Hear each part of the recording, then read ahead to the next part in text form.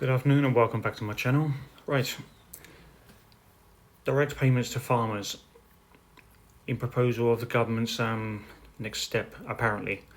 So direct payments to farmers, hauliers, part of government proposals to tackle fuel crisis. Yeah, we'll see when that happens. So protesters listened to speeches on O'Connell Street in Dublin.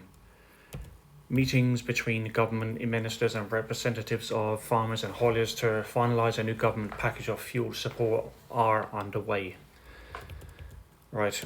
It has also emerged that the package would include a temporary fuel support scheme aimed at the haulage, agribusiness and contractor sectors. The talks between the government and recognised representatives of hauliers and farmers aimed at finalising a deal on a new fuel support package resumed this morning and hopefully ongoing. Farmers are meeting via Zoom with Minister for Agriculture Martin Hayden, while the Irish Road Haulage Association has an in-person meeting with Minister for Energy and Transport Derek O'Brien. Some details of the proposals the government is working on to tackle the fuel crisis, as we're all well aware. Among the measures is a temporary fuel support scheme to assist farmers, hauliers and contractors most impacted by the spike in fuel costs, and I can understand their anger. Government sources say the scheme will be targeted at those directly involved in Ireland's food supply chains and will also include fisheries and agribusinesses. Now, fuel details have not been finalised, but it is understood supports will come in the form of direct payments. It is understood that the scheme will be temporary and time-bound and kept under review and is being seen in the context of the current exceptional global energy crisis. So it comes amid a fifth day of fuel protests across the country with blockades remaining in place at 3 fuel storage facilities. There has been a significant escalation in the Garda operation to remove fuel protesters from the Whitegate oil refinery in County Cork, as thousands of us already know. The Garda Public Order Unit has deployed pepper spray on innocent protesters as they pushed protesters back to try to gain entry to the facility, which is completely inappropriate to be pepper spraying innocent bystanders and protesters. Members of the Defence Forces are also at the site, and an army recovery vehicle for transporting large-sized vehicles has been used.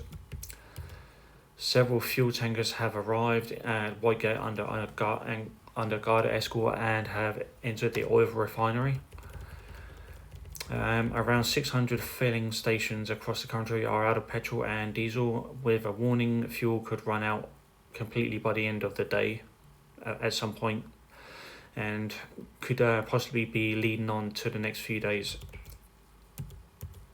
The blockade of parts of Dublin city centre is continuing, with O'Connell Street and South Quay closed to traffic. The blockade on the M50 and several other motorways is also continuing.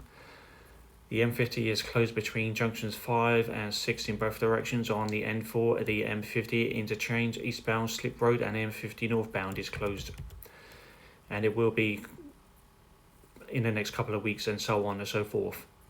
So fair play to the farmers and everybody else.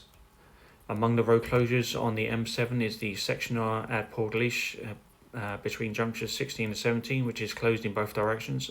The M8 between junctions 4 and 11 is closed in both directions. Roadblocks are reported on the M18, with the N18 at junction 11 in Clare closed in both directions. Right, road closure update. Following are the locations with full road closures in place on the motorways currently. M50 between junction 6 Blanchardstown direction northbound. M50 between junction 5 Finglas and junction 6 Blanchardstown direction both. N4 junction 1 N4 M50 direction eastbound. Now, public transport also remains affected by diversions, with the partial suspensions of many services. Bus Éireann has said its services at Rosclare Europe Port are suspended until further notice and will instead begin and end at Wexford train station. In Dublin, there continues to be major disruption to bus services. Dublin Bus continues to operate curtailed services in the city centre, but warned customers in the social media post they are experiencing service disruptions across the Dublin bus network. Please allow additional travel time and plan ahead. So, Bus Éireann said that it will try to serve Dublin Airport passengers where possible. People travelling to Shannon, Dublin airports are advised to allow extra time. So the service disruption continues today and so on and so forth until further notice as a result of fuel protests. Please refer to the Bus Éireann website for the latest regionally specific information before travelling. So if anybody has any issues with their own transport, so there's a little bit of information there in regards to public transport. Updates as they happen. Around 600 filling stations around Ireland run dry fuels for Ireland. Meanwhile, Minister for Health Jennifer Carroll McNeill said that the health system is working and that all ambulances were refuelled overnight. She said ambulances were being prioritised over everything else, and this was an extremely important measure given the impact of the fuel protests. Speaking at the Irish Medical Organisation annual conference in Killarney, County Kerry, Minister McNeill urged people who needed healthcare to get it and not defer it due to the protests. Also, it was a whole new experience as she expressed concern about how things may develop over the weekend and into next week.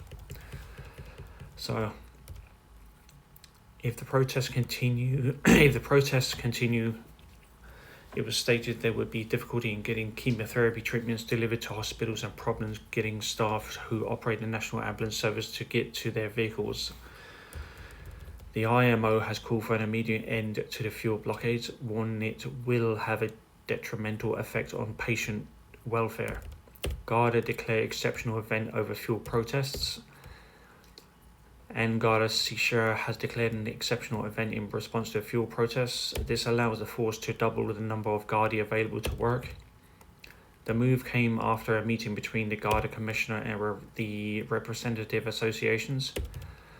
An exceptional event is invoked when the force is dealing with an emergency or unforeseen events. It allows the cancellation of rest days and a redeployment of Gardaí to other areas as required and requested. Now, the use of the mechanism is rare and suggests that extra Gardaí will be deployed in response to protests taking place across the country. In conclusion, the government confirmed a significant and enhanced fuel support package was being finalised after a day of what they described as constructive engagement with stakeholders.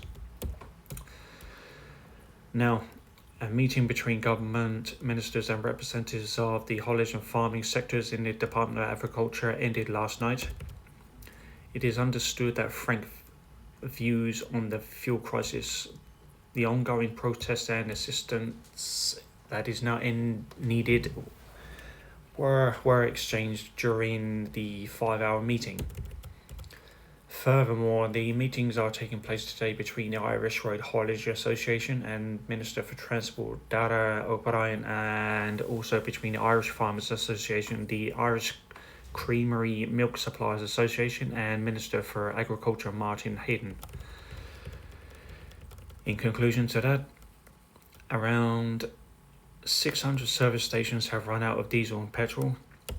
In a statement yesterday, the government said a significant and enhanced support package was being finalised in detail to alleviate the burden on impacted sectors. Ministers stressed that constructive engagement with stakeholders will continue over the weekend and will reconvene again tomorrow to finalise the details of the response. Now, they reaffirmed their intention to bring proposals to a conclusion as quickly as possible. Minister had said no announcements would be made until protests and blockades were stood down, although sectoral representatives pointed out that they could not wait for this as extra assistance is required urgently. The whole package, which has yet to be published, was described by Taoiseach Simon Harris as significant and substantial. The National Emergency Coordination Group, which met yesterday, is urging people to conserve fuel. The group also said the National Ambulance and Fire Services have put plans in place to manage restricted fuel supplies. In conclusion, the NECG has